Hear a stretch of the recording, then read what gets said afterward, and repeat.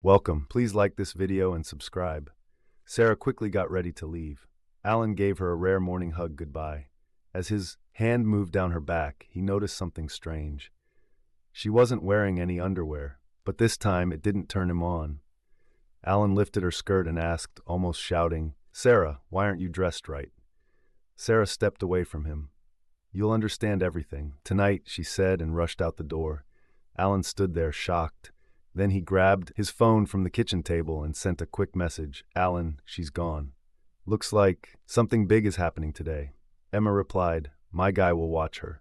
This all started 2 days ago when Alan was working the night shift and was called to a minor car accident. After ensuring the victims were stable, they took a brief break. Alan headed to the men's room. That hit him there. He felt a sudden sharp pain, let out an involuntary cry of agony, doubling over in pain. Emergency technician Brendan, hearing the commotion, rushed in. "Alan, what's wrong?" Alan was doubled over. Brendan peered in and grimaced at the greenish discharge in the urinal. "That doesn't look good at all," Brendan said. "You know what this means, right?" Alan nodded, still wincing in pain. "I understand that it's very delicate. I'll save it." "Don't worry, Alan." "Thanks, Brendan. I appreciate it. I'll go to the nearby clinic in the morning. Don't want to make it public in our hospital." He went back to his office. When his shift ended in the morning, he went to Mount Sinai Hospital nearby, where he knew no one he knew would see him. The waiting room was empty, and they quickly took him in for tests. An hour later, Alan sat nervously in a small room when a nurse came in. She looked at him with disgust while checking his vitals. "The doctor will be in soon," she said. A few minutes later, an older doctor walked in. "Mr. Miller?" "I'm Dr. Smith," he said, sitting down. "I have some bad news. Your tests show you have a serious sexually transmitted disease." Alan looked at him. "Is it chlamydia or gonorrhea?" he asked calmly. "You have chlamydia," the doctor replied. "I'll prescribe strong antibiotics, but you need to avoid any sexual activity for at least a week after finishing the treatment. If the symptoms don't go away, see your regular doctor." He paused. "I hate to ask, but I need to know about your recent sexual partners for contact tracing purposes." "Just one," Alan said quietly. "My wife." The doctor's expressions softened slightly. "I see. Well, she'll need to be tested and treated as well, even if she's asymptomatic. Untreated chlamydia can lead to serious complications. I have to report your case to the health department." Alan's mind was reeling as he left the hospital. Sarah has given him an STD. Alan called his parents. His father answered cheerfully. "Hey, there, son. Shouldn't you be at work?" "Dad, I've got a problem. Can I come over?" "Of course. We'll put on some coffee. See you later." Alan and his sister Denise had grown up in a loving but strict religious household. Their parents had instilled strong moral values, including abstinence before marriage. Alan had followed those beliefs closely and stayed a virgin until his wedding night with Sarah at 23. Sarah was understanding of his lack of experience and taught him how to please her in bed.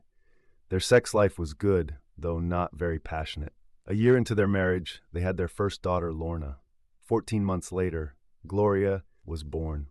After that, Sarah had surgery to prevent more children, happy with their family before. Alan parked at his parents' house, preparing himself for the tough talk ahead. His father welcomed him with a warm hug at the door. "Come on in, son," he said. "Your mother's made some coffee." Alan hugged his mother in the kitchen before they all sat down at the dining table. After saying grace, his father looked at him with concern. "What's bothering you, Alan?"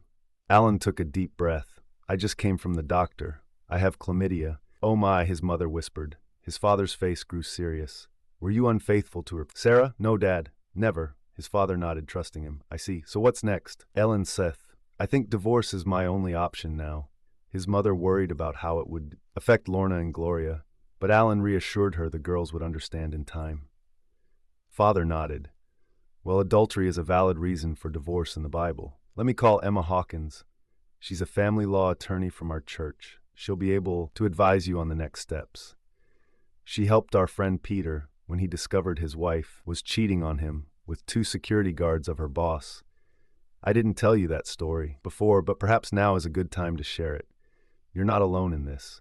Be strong." Alan felt a wave of relief as his father made the call, grateful for his parents' unwavering support. Within minutes, he had an appointment with Emma that afternoon. Bring your financial records and tax returns for the last couple years, his father advised.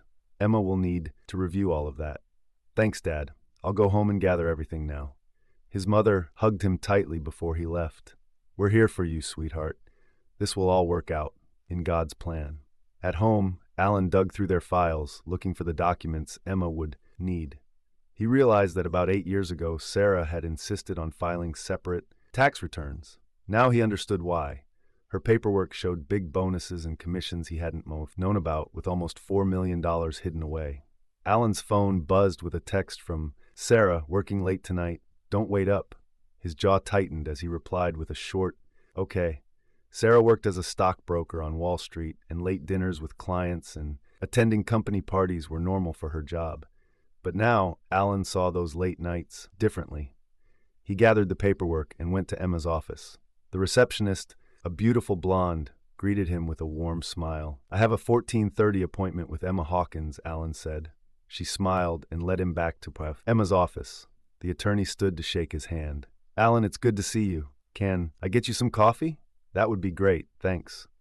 Emma turned to her receptionist. 2 coffees, please, Sarah. And some of those butter pecan creamers if we have any left. So, Alan, your father called to give me a heads up. What exactly is going on? Ellen, sight. I found out this morning that my wife Sarah has been cheating on me. I'm so sorry. I always thought you two had such a solid marriage. So did I, Alan said. He recounted the events of the morning, ending with his discovery of Sarah's secret bank account. Emma listened intently, taking notes. When Alan finished, she leaned forward. All right, let me break down how divorce works in this state. It's not about justice, it's about money, how much you have and how much her lawyer can take from you. Even with clear adultery, you need rock-solid proof. What about the STD? Emma shook her head. Her lawyer could claim you contracted it elsewhere. It all comes down to what a judge believes. And the hidden money? She could claim it was meant to be a surprise retirement fund or something. It looks like she's planning to leave, but it would be hard to prove that's her intention. Alan slumped in his chair. So I'm stuck. Not at all, Emma said. I know a great private investigator who can start watching her today. If she's still cheating, we'll catch her in the act. It's not cheap, but the evidence can be used in court. Do you want to go ahead? Let's do it. Great. I'll need all of Sarah's vehicle information. Make, model, license plate. Any idea where she might be right now? Hold on, Alan said, pulling out his phone. I installed a tracker app when she lost her cell last year. Let me see if it's still active. He pulled up the app and started searching. Got her, he said after a moment. Looks like she's at a house up north. He showed Emma the address. Perfect, Emma said, jotting it down. She called her PI and emailed him the details while Alan waited anxiously. All set, Emma said, hanging up. We should know soon if anything's going well on. Now let's talk logistics. You have 2 teenage daughters, correct? Yes, Lorna is 14 and Gloria is 13. Do you want to pursue custody? Absolutely. It won't be easy. Courts usually side with the mother, but we can try, Emma said. Who's been taking care of the kids most of the time? Me for sure, Alan replied. Sarah's hardly ever home in the evenings. That's a good start. Are you sure the girls are biologically yours? Alan felt a bit offended. Pretty sure. Does that really matter? I'm on their birth certificates. I've raised them their whole lives. I understand, Emma said gently, but knowing for certain can help our case. Here's a lab that does quick, discrete DNA testing if you want to be absolutely. She handed him a business card. What about your house? It's in a family trust. No mortgage. Excellent. That simplifies things. We'll still need to divide other assets 50-50. I'll give you a detailed checklist of everything we need to account for. Alan nodded, feeling overwhelmed. Is there anything else I should do right away?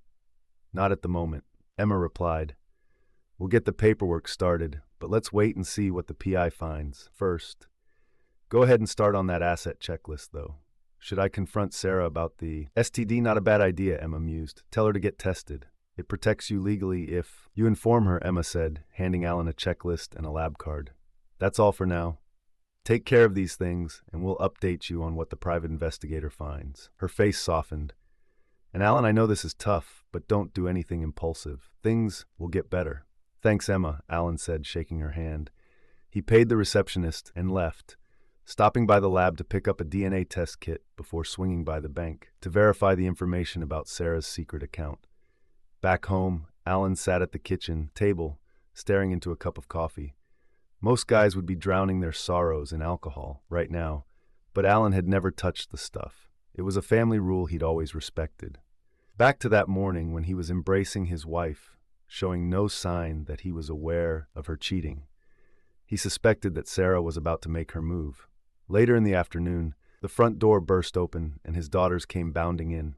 "Daddy, you're home." Lorna gave him a big hug. "Are you okay?" Gloria asked. "Why aren't you at work?" Alan sighed. "Can you pack overnight bags? You're going to stay with Grandma and Grandpa for a couple days." "What's wrong? Did you and Mom have a fight?" "Not exactly." Alan hedged. "Something's wrong, but we haven't thought about it. That might come later." Lorna's eyes widened with sudden understanding. "You found out she's cheating, didn't you?" Lorna asked. "What makes you think that?" Alan replied. Lorna looked down, feeling guilty. "I've overheard some of Mom's phone calls lately. She giggles like a schoolgirl." It felt strange. Alan hugged her tightly. "It's okay that you didn't tell me earlier, sweetheart. You can always come to me about anything," he said, pulling both of them into a warm hug. "But first I need to swab your cheeks. DNA test."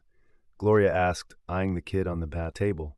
"My lawyer's idea," Alan explained. "You don't think we're really yours?" Lorna's voice quavered. "Of course I do, but we need to be 100% certain for legal reasons."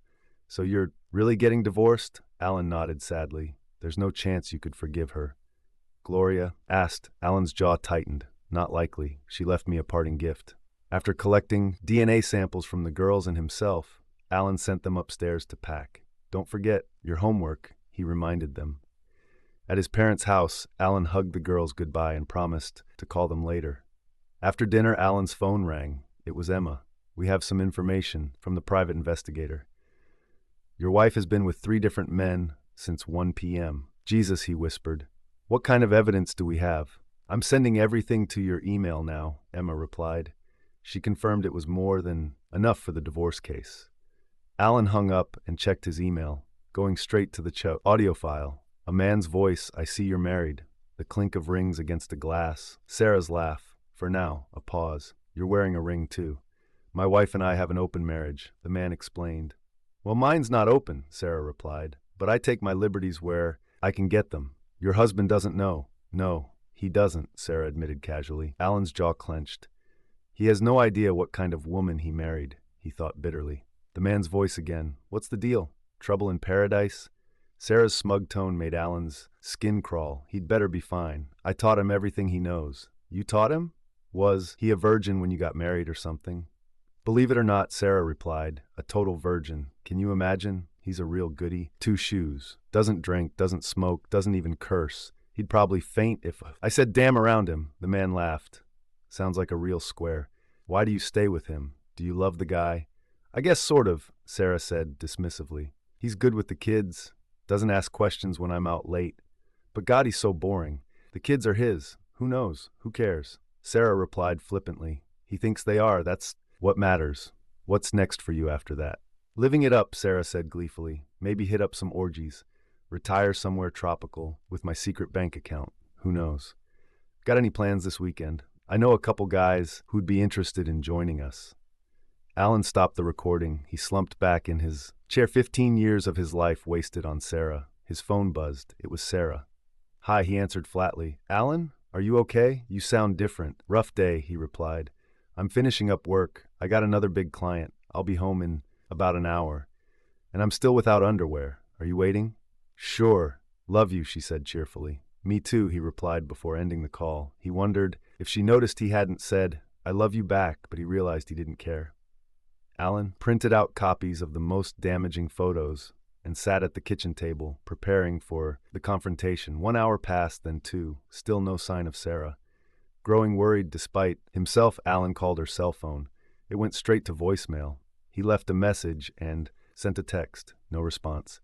Nearly 4 hours after her call, the home phone rang. Alan answered warily. "Alan Miller speaking." "Mr. Miller, this is Angela Barnes calling from Grace Hospital. Your wife has been in an accident. Can you come down here immediately?" Alan's heart raced. "Is she okay? What happened?" "I'm sorry I can't disclose any details over the phone," Angela replied. Her doctor will speak with you when you arrive. Just ask for the courtesy desk when you get here." Alan pocketed the envelope of photos and raced to the hospital. At the courtesy desk, he gave Sarah's name to the middle-aged receptionist. She checked her computer and asked a colleague, "Would you please escort Mr. Miller to the ICU?" Upstairs, a police officer came over to him. "Mr. Miller, I'm Officer Simpson. I was called about your wife's accident."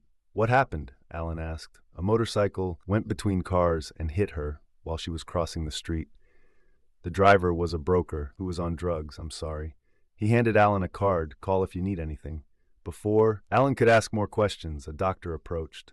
"Alan Miller, I'm Dr. Blake. How's my wife?" "She has multiple fractures, internal injuries, and severe head trauma. We've placed her in a medically induced coma to reduce brain swelling." He paused. "There's more. Did you know about her chlamydia? I just found out this morning. Are you being treated?" Alan nodded. "Good. But there's a chance she might be HIV positive too. We're running tests now. Have you been tested?" "Not yet," Alan replied. "You need to see your doctor as soon as possible for testing." Dr. Blake advised, "If you test positive with the right medication and safe practices, you can still live a fairly normal life." Alan nodded, feeling numb. "How long will she be here?" "It's hard to say right now. It could be weeks, maybe longer." Dr. Blake led him to Sarah's room. Alan's breath caught in his throat when he saw her. She was covered in bandages, and one leg was in a cast up to her hip. Her face was bruised and swollen, with several cuts stitched closed. She looked like a war survivor. Alan said a silent prayer and slowly removed his wedding ring. He placed it in the envelope with the incriminating photos, writing Sarah's name on it. "Nurse," he called softly, "can you make sure she gets this when she wakes up?" "Of course," the nurse replied. "Just put it there on the tray." Alan took one last look at Sarah. Despite his anger, seeing her like this still hurt. He carefully removed her rings, pocketing them. "Goodbye, Sarah," he whispered. At home, exhausted, he collapsed into bed. Over the next 3 weeks, Alan found a 2-bedroom ground-floor apartment with a garage for Sarah, paying the deposit and first 2 months' rent from her share of their accounts. He moved everything to the new place.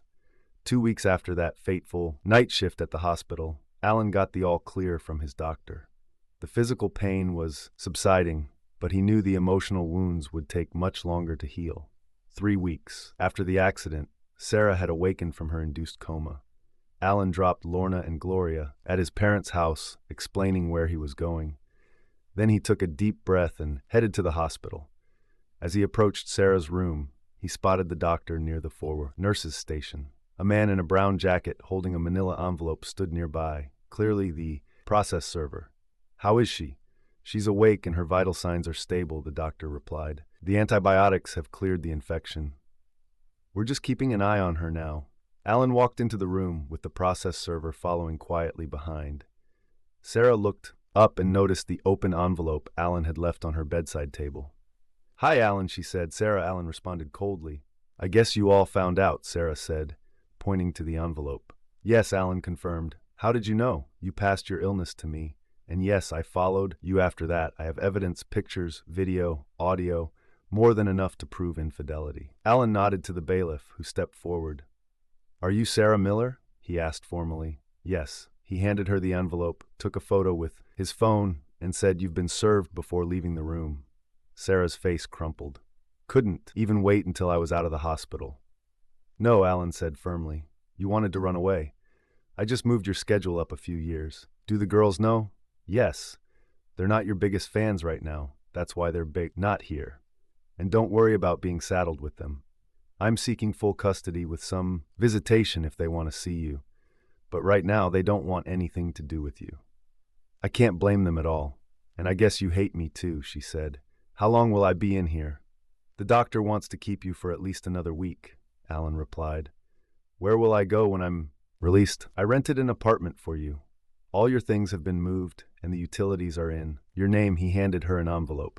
"This is your half of our joint accounts, minus the deposit and first 2 months' rent." She nodded, taking the envelope with shaking hands. "Oh, and I know about your escape fund," Alan added.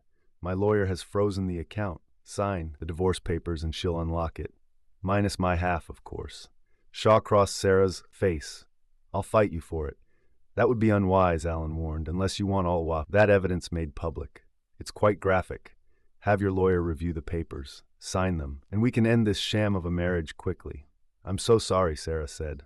"I don't believe you," Alan replied flatly. "Sign the papers, Sarah. Let's end this." As he turned to leave, Sarah called out, "Can I call the girls?" Alan paused at the door. "You can try any time," he said, "but they might not answer." "I understand," she said. "Thank you for that, at least." Alan left the hospital and noticed some nurses looking at him disapprovingly. He shrugged it off. Their opinions didn't matter to him anymore. Epilogue: the divorce was finalized quickly. Alan tested negative for HIV, so he felt relieved. Sarah tested negative too. Emma gave him a check for $2 million, which was half of Sarah's secret account.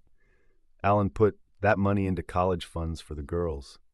Life went on. The girls eventually talked to Sarah again, and she apologized. It took a year before they spent time with her again. Second story. I'm worried that my girlfriend might still be cheating on me. I messed up, first, by cheating, which ruined our relationship, and I know it's my fault. We've talked about how to move forward, and she even suggested an open relationship. I agreed to it to avoid arguing because I love her. We have a child together, and I don't want to walk away and put him through a broken home like I had. But then I found out she had sex with someone else, and it really hurt me. I felt so many strong emotions that I started acting in ways I never thought I would. I'm always depressed, even though I know it's because of my own actions. I love her, though. She's my best friend and family. Along with our son, I told her I wasn't comfortable with the open relationship, and she said it would stop. But months went by, and I kept catching her texting other guys or sending nudes. It breaks my heart every time because I think we're in a good place. But then I have a gut feeling something's off, so I check her phone. She often hides it from me or keeps it under her when she sleeps, but I can usually grab it because she sleeps deeply. I see all the things she's doing when she's not with me. She works a lot at a bar and does DoorDash on the side, so I don't get to see her much. When she comes home and goes to sleep, I find stuff in her phone. Then she gets mad at me for invading her privacy, which I understand, but she ignores the fact that she's still cheating by entertaining other guys. It's heartbreaking because everything we talked about feels like lies. I caught her again, and now we're on a week-long break. She went to stay at a friend's house and promised me she wouldn't cheat, but I can't shake the feeling that she just wants freedom to do whatever she wants. Am I supposed to be okay with that? I have no proof she's cheating. I want to trust her because it would make things easier for me. But it's hard since she gives me no real reassurance. Sometimes what she says feels like a lie, and I don't know what to think. Do I just sit here and deal with my dark thoughts and pretend I'm okay? I want my life to be with her, but it feels like I have to let her do what she wants to keep her. Maybe I'm just meant to feel broken forever.